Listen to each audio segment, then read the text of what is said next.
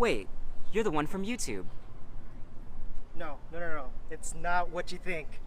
This is the drive-thru movie review van. Oh, that was awesome. Welcome to the Drive-Thru Movie Review, where we review and discuss the movie we just watched in my van. And we were watching and rolling on Spider-Man Homecoming. Today I'm joined by Kostas, John, and Nate. And I'm Joe. And on this one, we got a special giveaway. Make sure you stay tuned till the very end on how to get your chance to win it. This movie is pretty much about the events taking place after Captain America Civil War and what Peter Parker has been doing as Spider-Man. So let's jump right into it. What'd you guys think of the story here? It's like you said, they just jumped right into it. They didn't really want to reintroduce him this time around. Yeah, I thought it was good. We didn't need to know that he's bitten by a radioactive spider or that his uncle died or anything like that. It just kind of gets into, hey, he's already Spider-Man, and kind of like the day-to-day. I feel like this is probably the perfect reboot because we've already gone through like two different Spider-Mans, Tobey Maguire and the other guy's name, Andrew Garfield. This didn't feel like every other Spider-Man movie. It was a good story all the way throughout, and it just really ramps up once it comes to the third act. Some of the themes that, at least what I noticed, is that this is coming of age. This is him handling responsibility. How does he handle responsibility, not only as a teenager, but as somebody who has the ability to do the right thing? What do you guys think of the themes that they tried to throw out there? I thought, the title really shows like what the theme is. Homecoming, coming back to Marvel, Marvel's handling it. Literally homecoming. He has all like teenage issues. Like he has to sort out his own life, his priorities. He's trying to be everything instead of just, normal kid. Many times you see him balancing, can he spend time with his friends or should he go out and do the right thing? Because he sees there's dangers out there in the world. He really wants to be a hero. He really wants to be, like the Avengers. What do you guys think of the characters that they introduced here? It's very diverse. The whole cast was, they all played high schoolers very well. I like Ned as well. It's like super bad. It's like in a way that I feel like this is like a best friend movie. He'll help push Peter Parker even after he finds out that that Peter is Spider-Man. Aunt May's pretty cool. I like her. She's a little younger in this iteration of Spider-Man. Yeah, Aunt May. It's a totally different Aunt May. Aunt Bay. Aunt Bay. On Bay.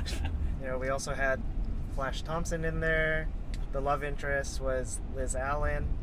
We didn't have too much Tony Stark. I thought we had the right amount of Tony Stark in the movie. It's sort of like a mentor. I like how they worked with Vulture, played by Michael Keaton. Birdman. He did, from Batman to Birdman to Vulture. They kept him really grounded, very simple as far as his motivations.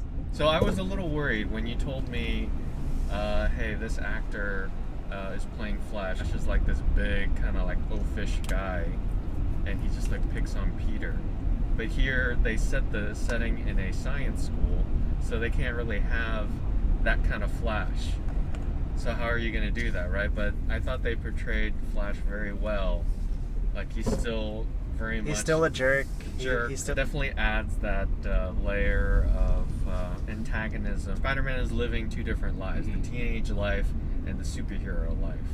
So you have Vulture on one side and then Flash on the other. And finally, we have Tom Holland playing Peter Parker. He really embodies both Peter Parker and Spider-Man. He definitely showed the struggles of what a kid would go through in these extravagant situations or even in normal situations. He's also a teenager, just trying to get through school, trying to get through life. But he has the weight of the world on his shoulders just because he is Spider-Man. Now, how do you compare him to the other Spider-Man?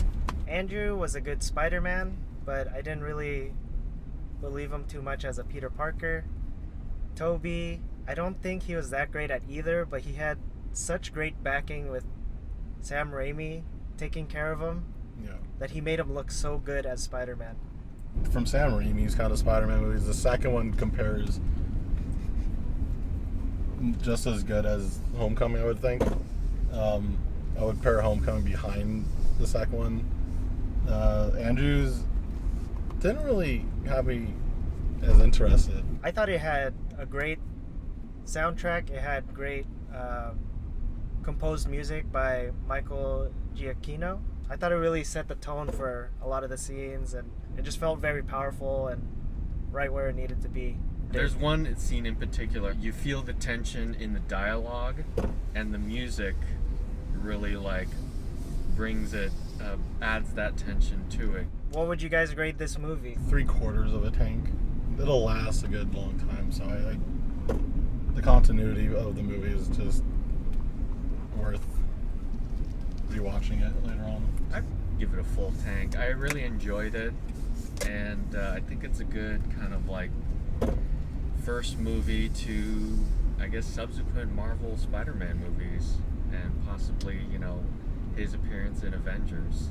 They really chose a good actor and really like established a strong like sense of character. Overall, I'd give it 3/4 of a tank full. I mean, I feel like it's like they're ripping on Guardians for some reason, like trying to get that nostalgia feel in it. Like the cast, yeah, I don't think you can do better than that. The story, I don't think you can do better than that. I just like how every iteration of Spider-Man, they're trying to just capture like what's going on in the world, the current events in a way, like how people are, you know, like reacting, like, and, you know, like people will use their cell phones to record stuff, social media. Like I like the parts where Peter Parker was he was on his phone texting Happy, and then he just like kept going on, like keeps sending him texts, and then he was just like, oh, I can't have it. Like he doesn't like it. He's too old for that. This was a totally high school themed movie. You know, they kept it grounded. It was within its Spider-Man world, even though we have appearances by Iron Man. We got the right amount of Iron Man in there. It wasn't overwhelming.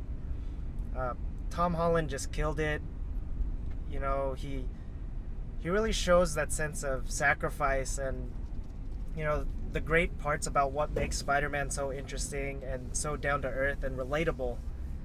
He pulled that off, and from the beginning to the end, it just built up and got better and better as I was watching it. So this one was definitely a full tank of gas for me. So that wraps up our review. If you like what you're watching, make sure you're subscribing, and we've got this giveaway going on. It's a Funko box from the Marvel course. All you got to do is subscribe and comment to the video to win it, for your chance to win it. And make sure you like the Facebook, follow the Instagram, follow the Twitter, and as always, watch and roll with the drive-through movie review. Later, guys. Later. Later. Thanks for watching, guys.